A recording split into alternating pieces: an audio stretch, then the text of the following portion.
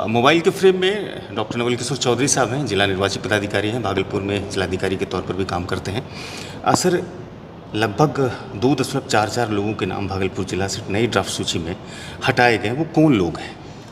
देखिए, माननीय भारत निर्वाचन आयोग के निर्देशानुसार ऐसे सभी लोग जिनकी मृत्यु हो चुकी है, जो कहीं परमानेंटली शिफ्ट कर चुके हैं, जो बहुत लंबे समय से एब्सेंट हैं, उन लोगों के नाम हटाए गए हैं। और आपको बता दें कि डेथ की संख्या अच्छी खासी है। हमारे यहाँ 60,000 से अधिक लोगों का डेथ हो चुका है। कई ऐसे लोग हैं जिनके नाम कई जगह थे, एक से अधिक जगह पे थे, तो कहीं वो शिफ्ट कर गए। पहले गांव में रहते थे, अब शहर में रह रहे हैं, तो गांव से शिफ्ट कर गए, तो एक ही जगह पे अपना नाम रख सकते हैं, इसलिए एक जगह से उन्होंने शिफ्टिंग दिखाया।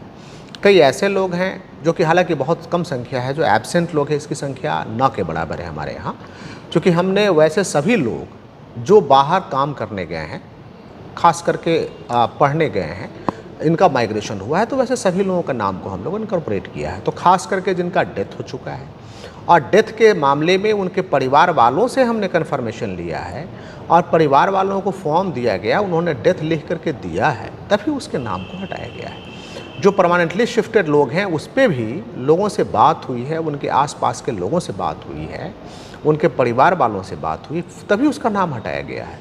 और आपको अवगत कराना चाह रहे हैं कि जो भी एब्सेंट और जो डेथ है या जो शिफ्टेड लोग हैं, इसकी सूची प्रत्येक बूथ पर बीएलओ ने बीएलए को दिया है। और इसके अतिरिक्त भी हमने एक छोटी सी वार्ड सभा कराया है, जिसमें कि वार्ड सदस्य लोग भी कई बार आए हैं। वार्ड सदस्य है, पंच हैं, जीविका है, आशा है, आंगनबाड़ी की सेविका है, वहाँ के साधारण सामान्य सभी लोग हैं, वोटर हैं, वो आए हैं, उस सूची को उन्होंने वेरीफाई किया कि ठीक है, उसके बाद ही उनके नाम को हटाया गया है।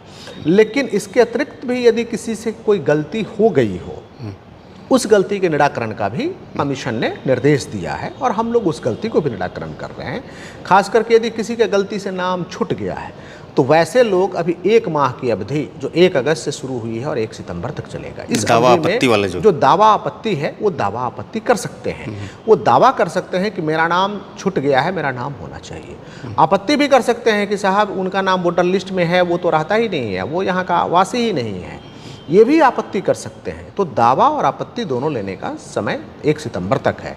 और आपको आंकड़ों में मैं बात करूं तो आपको जान के बड़ा आश्चर्य होगा कि 400 से कम लोगों ने अभी तक मात्र दावा किया है कि साहब हमारा छूट गया है। खास करके वो भी अर्बन इलाके में। 2 अगस्त से जो शुरुआत हुई। जी हाँ, 1 अगस्त से हम लोगों ने जो शुरुआत किया है, पॉलिटिकल पार्टी को सारे हम लोगों ने जो वोटर लिस्ट दिया है, उनसे भी हमने रिक्वेस्ट किया है कि बीएलए से आप वेरीफाई कर लें, और उन्होंने बीएलए से वेरीफाई भी कराया।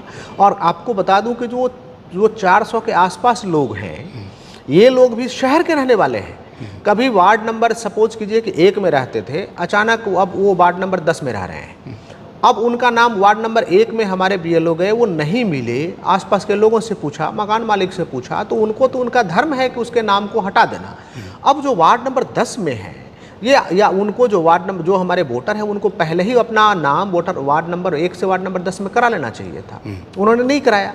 तो इसमें कहीं बीएलओ ने कोई गलती नहीं किया, लेकिन कमीशन ने ये प्रिविलेज दिया है कि ऐसे लोगों के नाम के लिए हम दावा ले रहे हैं। अच्छा, ये जो दावा और आपत्ति का प्रोसेस आपने शुरुआत किया है 2 अगस्त से, जो लोग दूर हैं, जो लोग विदेशों में हैं या फिर दूसरे प्रदेशों में हैं, तो वो लोग क्या ऑनलाइन के माध्यम से इस प्रोसेस में भाग ले सकते हैं? बिल्कुल ले सकते हैं।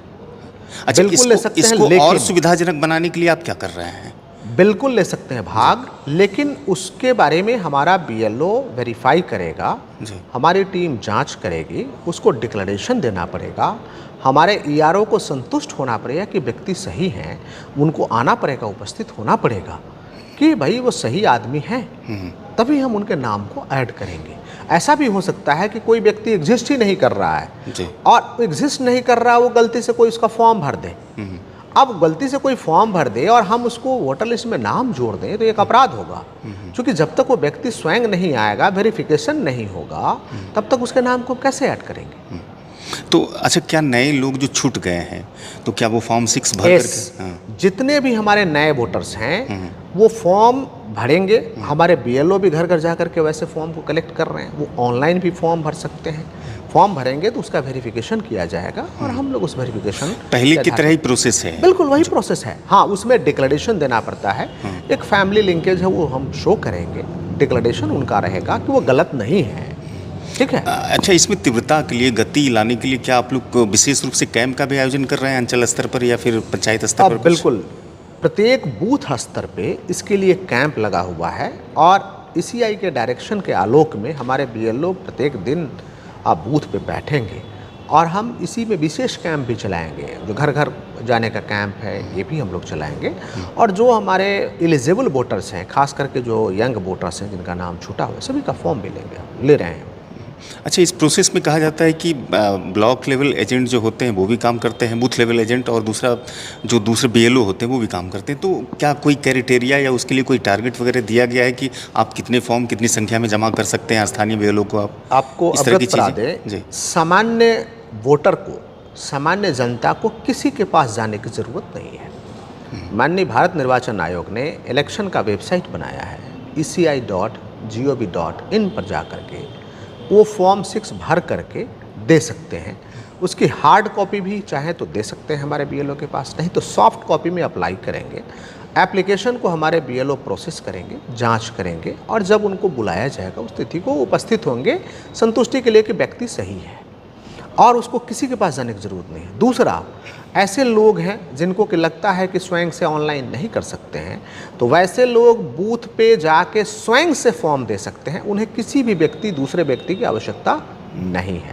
थर्ड, कि कमीशन ने इसके अतिरिक्त भी सुविधा दिया कि आप ऑनलाइन नहीं भर सकते हैं, आप बूथ पे नहीं जा सकते हैं, तो पॉलिटिकल पार्टीज को ये सुविधा दिया कि बीएलए जितने भी हैं, विभिन्न पॉलिटिकल पार्टी के बीएलए हैं, तो वो बीएलए बल्क में फॉर्म लेके आम लोगों से और उसको भी बीएलओ के पास जमा कर सकता है और एक साथ में हमारे बीएलओ 10 फॉर्म रिसीव करेंगे और एक दिन में एक बीएलए से 3 बार में 30 फॉर्म तक वो एक्सेप्ट कर सकते हैं एक दिन में जी। और आपको आंकड़ों की बात मैं बताऊं, 24 लाख वोटर थे हमारे ज़िले में जी। अभी तक ऐसे फॉर्म लेने वालों की संख्या मात्र 400 भी नहीं पूरा हुआ है। तो आप समझ सकते हैं कि हमारे जो अधिकारीगण हैं, कर्मी हैं, बीएलओ हैं, कितने प्योरिटी के साथ काम किया है। सर, आपने अपनी जानकारी साझा किया सिटीजन टाइम्स को, इसके लिए बहुत बहुत आपका शुक्रिया sir. Thank you. Doctor Naval Kishore Chaudhary को सुना आपने, जो एसआईआर के प्रोसेस के तहत अब जो दावा और आपत्ति का एक पूरा अभियान चलाया जा रहा है ज़िले की तरफ से, उसकी हर बारीकियों पर इन्होंने अच्छे तरीके से जवाब दिया है। इस वीडियो को लोगों तक पहुंचाइएगा, साथ में हमारे चैनल को भी सब्सक्राइब कीजिएगा। शुक्रिया।